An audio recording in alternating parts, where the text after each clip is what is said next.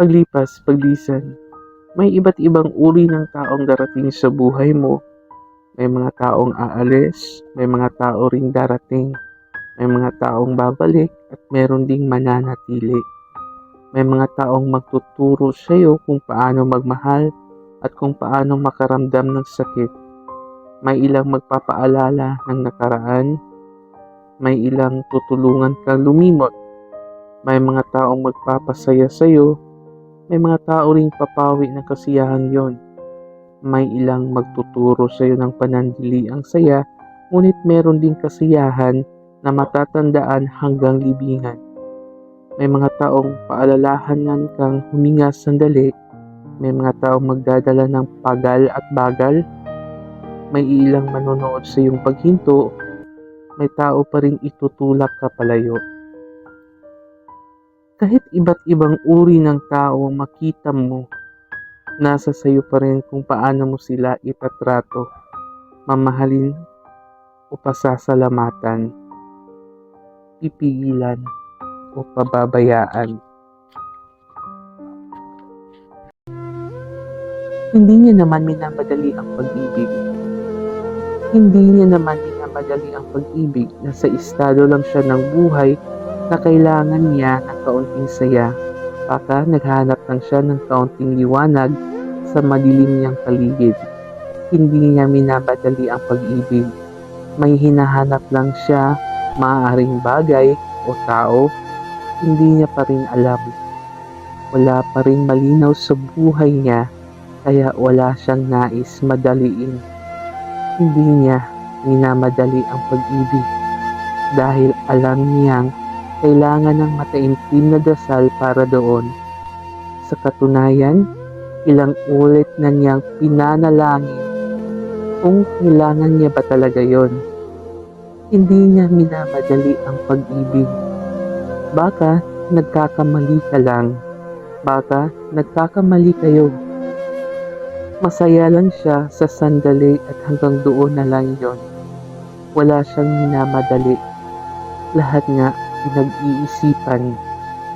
Hindi niya hinihingi ang pag-ibig na inaakala mo minamadali niya. Wala siyang anumang kailangan kundi ang pakikinig at pag-uunawa. Kinakaibigan niya ang lungkot at ilang masayang alaala. Pero hindi niyang magagawang madiliin ang pag-ibig. Naalala ko ang lahat. Naalala ko ang lahat ng masasayang panahon na kasama ka. Naalala ko ang lahat na makabuluhang oras na piling ka. Naalala ko ang paghawi mo ng buhok mo, pati na rin kalituhan mo at pagkakunot ng noo. Naalala ko pa rin ang paborito mong pagkain. Naalala ko pa rin ang masasayang kwentuhan natin. Naalala ko rin pati ang masasakit mong sinabi. Ang lahat ng salitang unti-unting sumira ng ngiti. Naalala ko lahat ng dahilan kung bakit ayaw mo na. Pati mga rason kung bakit nagsawa ka na. Lahat ng ito naaalala ko. Kaya sa tuwing may darating, pakiramdam ko sandaling sasaya lang at siya'y aalis rin. Buti na lang naalala ko ang lahat. Buti na lang hindi ko nakalimutan ang pinakamahalagang bagay. Yun ang aking sarili. Mabuti na lang at hindi ako nagpakain sa lungkot. Buti na lang at naalala kong piliin ang aking sarili. Self-love. Alam mong mahal mo na ang sarili mo kapag mas kinikilala mo na ito. Mas nalalaman mo na ang kalakasan, kahinaan, at mga bagay na dapat pagbutihan. Alam mo kung ano ang nakapagpapasaya at nakapagpapalungkot sa iyo. Tanggap mo na may araw at oras na pwedeng malungkot ka, pero sa susunod, mapapalitan rin ito ng saya. Alam mong mahal mo na ang sarili mo kapag pinipili mo na ang mga taong papaligid sa iyo. Alam mo na May taong hindi makakatulong sa kapayapaan ng iyong puso. Kinakaibigan mo sila, oo, pero meron ng linyang naghiwalay sa inyo. Ngayon, mas malakas na ang loob mo upang piliin ang sarili mo. Alam mong mahal mo na ang sarili mo kapag sinusubukan mo na itong buuin kahit paunti-unti. Ang pag-ibig ay pagpili. Love is not just about love. Mahal kita is never enough. It never ends there. Nagsisimula ang pag-ibig kapag desidido at nakapili ka na. Masasabi mong mahal mo talaga pag pinili mo. Piniling bigyan ng oras, panahon at atensyon. Hindi lahat ng pag-ibig kailangang suklian. Minsan, sapat na makita mo na lang siyang masaya on his or her own. Sapat na makita mo na siyang masaya sa piling ng iba. Tanggap mo na, makita mo na siyang aalis na sa'yo. Ang pag-ibig, kapag naibigay mo na, huwag ka nang maghintay ng kapalit. Naniniwala akong mahalaga pa rin ang pagmamahal sa sarili. Ang pagkilala at pag-unawa sa sarili ang siyang simula ng pagmamahal sa iba. Kung tunay mo nang kilala ang sarili mo, ang pakikitungo mo sa iba, yun yung oras na maaari mo maibahagi ang love. Magmahal ka lang kung nag-uumapaw ka na sa pag-ibig at wala ka ng ibang maibigay kundi ito. Huwag kang magmahal kapag nasaktan. Huwag kang magmahal agad kapag naglalaro lang. Huwag mong abusuhin ang iba. Magmahal, ika nga, kapag handa na. Huwag abusuhin ang kilig. Oo, hindi masamang kiligin, pero ang kiligin sa mali at hindi tama. Maling-mali talaga. Una, alamin mo ang worth mo. Mahalaga ka, tandaan mo yan. Hindi mo deserve ang panandalian lamang. Ang tunay na pag-ibig ay consistent. Kung hindi ka nireplyan, hayaan mo na lang. Kung hindi ka kinakausap, bitawan mo na. Kung hindi na nagpaparamdam, palayain mo na. Ang pagpili ay pagpapalaya. Matagal man, siguradong may darating at darating rin. Bagalan mo lang ang pagmamahal. Huwag mong madiliin, huwag mong apurahin, huwag mong pilitin, huwag mong bilisan. Alam mo naman ang nangyayari kapag ang proseso ay minamadali. Alam mo naman ang epekto kapag ang resulta ay pinilit. Namnamin mo ang pag-ibig para maging masaya, na maging mahalaga bawat alaala. Bagalan mo lang ang pagmamahal. Mabagal pero makahulugan. Invest your feelings wisely. Siguro lahat tayo darating talaga sa point ng buhay na nasanay na sa sakit.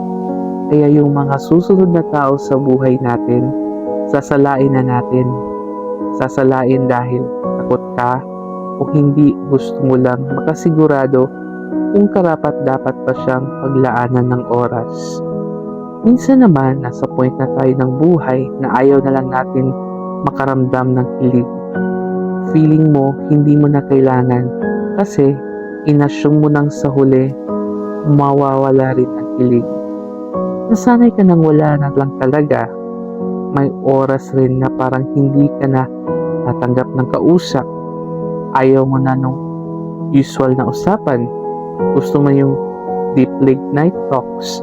Kaya naumay ka na sa tanong niya kung kumain ka na ba? May iba rin ayaw na ng attachments. Usap na lang pero pag walang reply, hinahanap naman ang gulo, no? Invest your feelings wisely. Yes, May risk sa investment, pero ask yourself if that risk is worth taking. Kasi kung alam mo sa sarili mo na karapat dapat naman palang sumugal o mag-risk, then go for it. After all, we all deserve to be happy.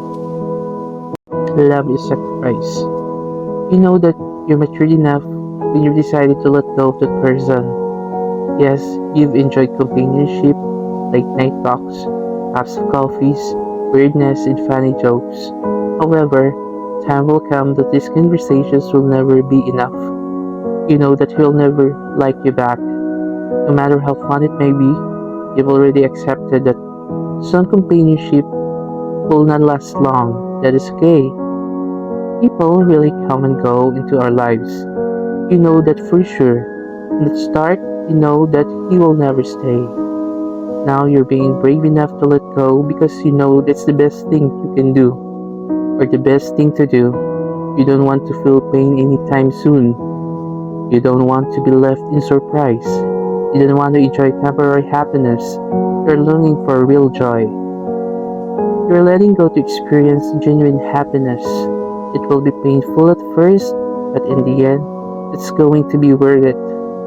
You will realize that love is really a huge sacrifice.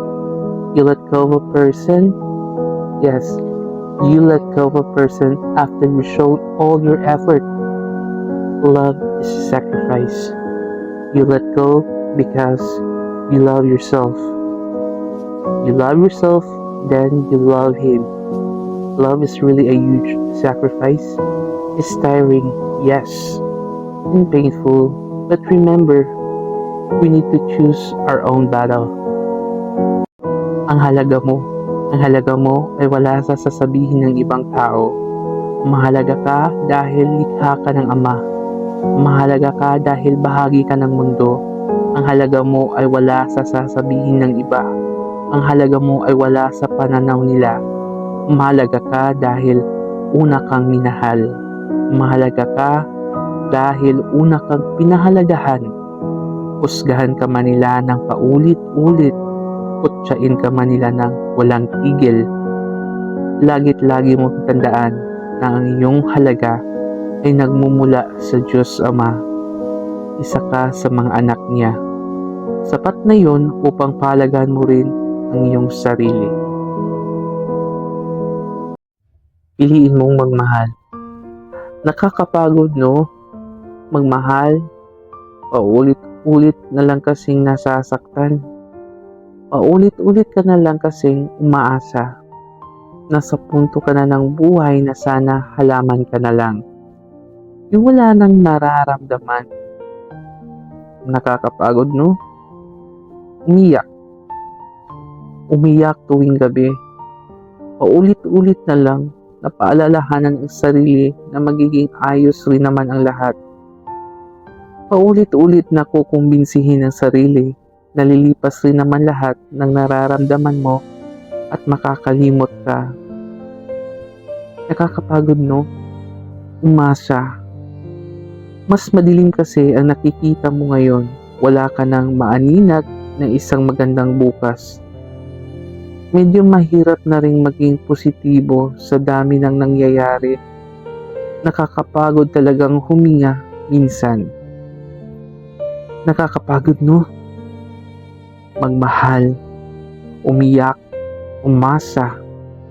Kalakip kasi ang tatlong salitang ito ang sakit. Hindi maiaalis sa tatlong salitang ito ang sakit. Kahit malunod ka sa mga pangakong hindi matupad, mga salitang huwad, pakiusap, piliin mong magmahal. Kapag dumating ka sa punto ng buhay mo na hindi mo na alam ang gagawin, pakiusap, piliin mo pa rin magmahal. Maybe you don't need a romantic kind of love right now. Maybe what you need is the simplest form of love, coming from the people who truly cherish you. Maybe you don't need attachments at the moment. Maybe what you need is pure solace found in solitude. Believe this. There is joy in silence. There is joy in hearing your innermost thoughts. There is joy in seeing life without noise. Maybe you don't need commitments as of now. Maybe what you need is the presence of genuine friendships. There's still people who see the goodness in you. There's still folks who trust you and don't expect anything in return. Maybe you don't need somebody who'll say, I love you. Maybe what you need is the person who will simply listen to you. A person who shows sympathy while hearing your stories. This could be your sibling, friend, or even a newfound friend. Maybe what you need right now is a sense of worth, a sense of belongingness, an affirmation. Maybe what you need is a pure kind of friendship. Maybe what you need right now is your old self. Misplaced feelings. Ito yung feels after long despairing breakup o separation na hindi na ilagay sa appropriate na tao o lugar. May mga taong after ng relationships o after ng relationship, akala nila sa sarili nila na ayos na sila.